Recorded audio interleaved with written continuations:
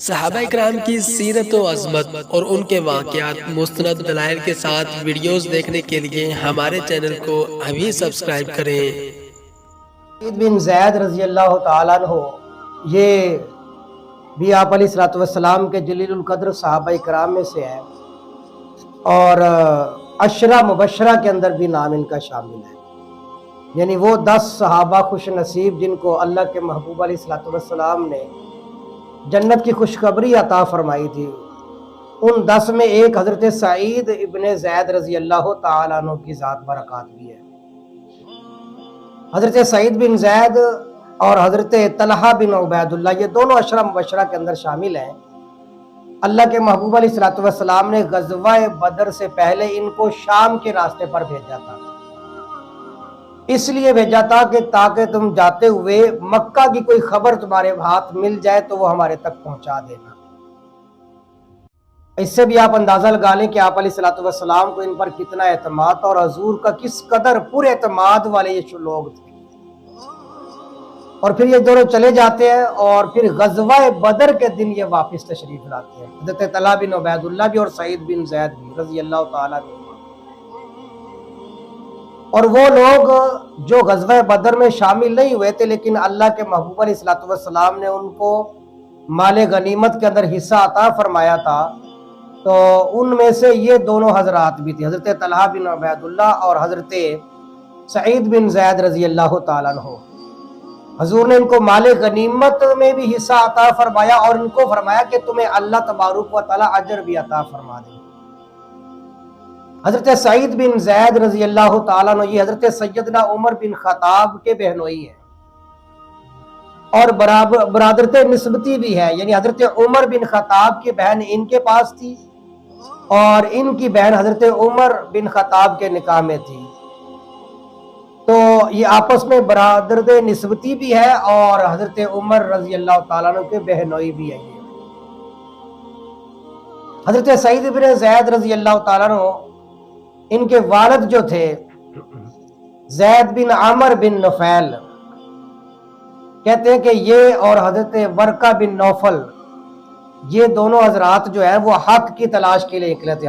حضرت سعید کے والد زید بن عمر بن نفیل اور ورقہ بن نوفل، اور یہ ورقہ بن نوفل وہی ہے کہ جب آپ علیہ الصلوۃ والسلام غار حرا کے اندر تھے اور اچانک جبرائیل علیہ السلام تشریف لائے تھے اور حضور پریشان ہوئے، تو خدیجۃ الکبریٰ رضی اللہ تعالی عنہا جب حضور کو لے کر جس راہب کے پاس گئی تھی وہ ورقہ بن نوفل تھا، اور وہ یہی ورقہ بن نوفل تھا۔ یہ اور حضرت سعید کے والد زید بن عمر بن نفیل یہ دونوں نکلتے ہیں حق کی تلاش کے لیے، بڑا سفر کرتے ہیں، جگہ جگہ پر جاتے ہیں، راہبوں سے ملاقات ہوتی ہے۔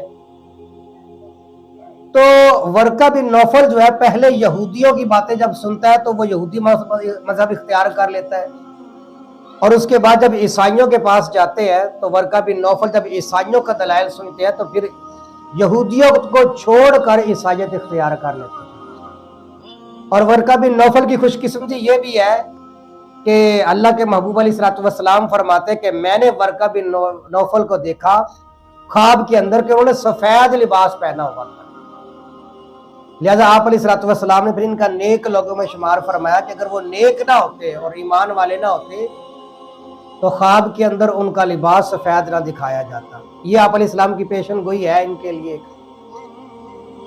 اور سعید کے والد زید بن عمر بن نفیل جو ہے انہوں نے عیسائیت کو بھی دیکھا، یہودیت کو بھی دیکھا، لیکن اختیار کچھ نہیں کیا، بلکہ وہ فرمایا کرتے تھے، حضرت زید فرماتے تھے کہ بھی میں نے تو مشرکین مکہ کو چھوڑ کر حق کی تلاش میں نکلا ہوں، لیکن جیسے مجھے ان کے اندر شرک نظر آتا تھا، خرابیاں نظر آتی تھی، تمہارے اندر بھی خرابیاں اور تمہارے اندر بھی خرابیاں، لہٰذا مجھے ابھی دین حق نہیں ملا۔ تو پھر انہی میں سے ایک راہب نے کہا کہ زید تم جس تلاش میں نکلے ہو نا وہ ابھی تک تمہارے پاس نہیں آ سکتا، انتظار کرو۔ اور پوچھا کہ تم کس دین پر چلنا چاہتے ہو؟ حضرت زید نے فرمایا راہب سے کہ میں دین ابراہیمی کی تلاش میں ہوں۔ اور دین ابراہیمی کیا ہے؟ تو راہب نے کہا وہ تو یہ تھا کہ وہ اللہ وحدہ لا شریک کی عبادت کرتے تھے، بیت اللہ ان کا قبلہ تھا اور اللہ کے سوا کسی کی وہ پوجا نہیں کیا کرتے تھے۔ تو لہٰذا پھر وہ حضرت سعید کے والد حضرت زید بن عامر بن نفیل جو تھے وہ دین ابراہیمی پر رہے، اور دین فطرتی جس کو کہا جاتا ہے، چونکہ اللہ کے محبوب علیہ الصلوۃ والسلام کا فرمان ہے کل مولود یولد علی فطرت الاسلام فابواہ یحودانہ او ینصرانہ۔ اللہ کے محبوب علیہ السلام نے فرمایا کہ ہر پیدا ہونے والا جو بچہ ہوتا ہے نا، وہ دین اسلام کی بنیاد پر پیدا ہوتا ہے، پھر اس کے ماں باپ اسے یہودی بنا دے، نصرانی بنا دے یا مجوسی وغیرہ بنا دے، فرمایا کہ یہ ان کے والدین کا معاملہ ہوتا ہے، ہر پیدا ہونے والا بچہ جو ہے وہ مسلمان پیدا ہوتا ہے۔ تو حضرت زید بن عامر بن نفیل جو تھے، حضرت سعید کے والد جو تھے، یہ بھی دین فطرت پر رہے اور اسی پر ہمیشہ قائم اور دائم رہے۔ اس لیے حضرت سعید بن زید فرماتے تھے کہ اللہ کے محبوب علیہ السلام کی بارگاہ میں آتے ہیں اور آ کر عرض کرتے کہ یا رسول اللہ، آپ میرے والد کے لیے دعائے مغفرت کر سکتے ہیں؟ آپ علیہ الصلوۃ والسلام نے فرمایا کہ ہاں سعید، کیوں نہیں، میں تمہارے لیے، تمہارے والد کے لیے دعائے مغفرت بھی کرتا ہوں، اور تمہارے والد اور تمہارا باپ جب قیامت کے دن اٹھے گا تو پوری ایک امت کی حیثیت سے اٹھے گا قیامت والے دن۔ یہ دین فطرت پر ہی چکے رہے تھے، اور دین فطرت ہی پر اگر کوئی بندہ زندگی گزارتا ہے تو وہ اس کے لیے آخرت کے اندر بڑا اچھا صلہ ملتا ہے۔ حضرت سعید بن زید کی ایک خوش بختی یہ بھی ہے کہ وہ عشرہ مبشرہ کے اندر شامل ہے۔ سیدنا عمر بن خطاب کو جب ابو لؤلؤ فیروز مجوسی نے خنجر مار کر زخمی کر دیا، حضرت عمر بن خطاب کا جب وقت ہو گیا شہادت کا، تو حضرت عمر سے پوچھا گیا کہ آپ کے بعد حاکم کس کو بنایا جائے؟ تو 6 بندوں کا ذکر فرمایا انہوں نے، اور وہ 6 کے 6 عشرہ مبشرہ کے اندر شامل تھے۔ 7واں بندہ جو تھا وہ حضرت سعید بن زید تھا، جن کا آج میں ذکر کر رہا۔ حضرت عمر بن خطاب نے ان کا نام نہیں لیا۔ دیکھیے صحابہ کرام کا عدل اور انصاف کس عالم کا تھا۔ 6 بندوں کا نام لے لیا اور ساتھ میں فرمایا کہ میرا عبداللہ ابن عمر، اپنے بیٹے کے بارے میں فرمایا اسے مشورے کے اندر رکھنا لیکن اسے حاکم نہ بنانا۔ اور سعید بن زید کا نام بھی نہیں لیا حضرت عمر بن خطاب نے۔ کیوں؟ اس لیے کہ سعید بن زید کا اگر حضرت عمر نام لیتے تو کسی کے دل میں یہ آ سکتا تھا کہ یہ تو حضرت عمر کے بہنوئی ہیں، اس لیے حضرت عمر نے ان کا نام لیا۔ صحابہ ان چیزوں سے برات اپنے آپ کو دور رکھتے تھے، بری رکھا کرتے تھے کہ ایسی کوئی بات کرتے ہی نہیں تھے جس کی بنیاد پر کوئی الزام تراشی کی جائے۔ حضرت سعید بن زید رضی اللہ تعالیٰ عنہ روایت کرتے ہیں، فرماتے ہیں کہ ایک مرتبہ ایسا ہوتا ہے کہ ایک عورت جو ہے یہ اپنا گھر بناتے ہیں، اور بڑا سادہ گھر ہوتا ہے حضرت سعید بن زید کا۔ ایک عورت آتی ہے اور وہ آ کر کہتی ہے کہ آپ نے میری جگہ پر اپنا گھر بنا لیا۔ حضرت سعید بن زید فرماتے بھی میں نے تو اپنی جگہ پر گھر بنایا، بہت سادہ گھر تھا ان کا۔ وہ جاتی ہے مروان کے پاس اور جا کر شکایت کرتی ہے۔ مروان کچھ بندے بھیجتا ہے حضرت سعید بن زید کے پاس کہ ایک عورت شکایت لے کر آئی ہے آپ کی کہ آپ نے ان کی جگہ پر اپنی تعمیر کر لی۔ حضرت سعید بن زید رضی اللہ تعالیٰ نے فرمایا کہ اللہ کے بندو، اگر میں ایسا کام کروں گا تو میں ظالم بن جاؤں گا، اور میں نے تو اللہ کے محبوب علیہ الصلوۃ والسلام سے یہ فرمان سنا ہے کہ حضور نے فرمایا تھا کہ جو بندہ دنیا میں ایک بالشت بھی کسی کی جگہ لے گا نا، قیامت والے دن 7 زمینوں کا توق بنا کے اس کی گردن میں ڈال دیا جائے۔ اتنی بڑی سزا ہے، تو پھر میں کیسے کسی کی جگہ پر جو ہے وہ حصہ لے سکتا ہوں، جگہ پر تعمیر کر سکتا ہوں۔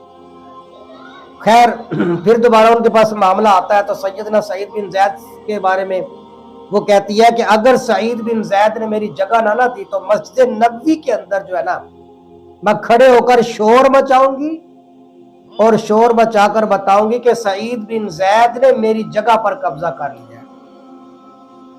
آپ اندازہ لگائیں کہ ہر زمانے کے اندر کس طرح کی عورتیں ہوتی ہیں اور کس طرح کے لوگ ہوتے ہیں۔ یعنی حضرت سعید بن زید پر الزام لگا رہی ہے رضی اللہ تعالیٰ عنہ۔ تو حضرت سعید بن زید کے پاس آ کر کہتی ہے کہ میری جگہ آپ کے پاس۔ حضرت سعید بن زید اور لوگ بھی کچھ کھڑے ہوتے ہیں۔ حضرت سعید بن زید فرماتے ہیں کہ اگر تو تمہاری جگہ ہے تو لے لو، اور اگر تمہاری جگہ نہیں ہے تو پھر مجھے پریشان نہ کرو۔ وہ کہتی نہیں جی میری جگہ ہے۔ حضرت سعید بن زید کا گھر گرا دیتی ہے اور اپنے گھر کی تعمیر شروع کر دیتی ہے۔ حضرت سعید بن زید بڑا دکھ ہوتا ہے، پریشان ہوتے ہیں کہ بھی یہ عورت کیا کرتی ہے۔ تو پھر آپ فرماتے ہیں کہ اگر تو یہ جگہ تیری نہیں تھی اور تو نے میرے اوپر زیادتی کی ہے تو مرنے سے پہلے تو اندھی ہو جائے گی، نبینا ہو جائے گی، اور دوسرا یہ کہ تو کنویں کے اندر گر کر تیری موت آئے گی اگر تم نے میرے ساتھ زیادتی کی۔ خیر آپ کو پتہ کہ عورتوں کو کہاں سیدھی بات سمجھ آتی ہے، تو سیدنا سعید بن زید کے گھر کو گرا کر اس نے اپنا گھر تعمیر کر لیا نا، تو وہی ہوا کہ اللہ تبارک و تعالیٰ نے کچھ عرصہ گزرا تو وہ عورت نبینا ہو جاتی ہے، اور اپنے گھر کے اندر بنایا ہوا جو کنواں ہوتا ہے رات کے وقت اٹھتی ہے اور وہیں پر جا کر گر جاتی ہے۔ حضرت سعید بن زید نے ان سے یہ بھی نہیں کہا تھا بھی قسم کھاؤ، گواہ لے کر آؤ، اس لیے کہ شریف لوگ جو ہوتے ہیں نا وہ حد الامکان جھگڑے سے اپنے آپ کو دور رکھا کرتے ہیں۔ حضرت سعید بن زید نے اس موقع پر فرمایا کہ اللہ کے بندو، اگر میں کسی کی زمین پر قبضہ کر لوں تو میں ظالم ہو جاؤں گا، اور ظالم کے بارے میں تو حضور نے فرمایا کہ کوئی بندہ ایک بالشت کسی کی زمین پر قبضہ کرے گا تو اللہ تبارک و تعالیٰ قیامت والے دن 7 زمینوں کا توق بنا کے اس کی گردن میں ڈال دیا جائے گا۔ آج دیکھیں کس قدر ظلم و ستم ہو رہا ہے دنیا کے اندر۔ اللہ تبارک و تعالیٰ ہم سب کو صحابہ کرام کے نقش قدم پر چلنے کی توفیق عطا فرمائے۔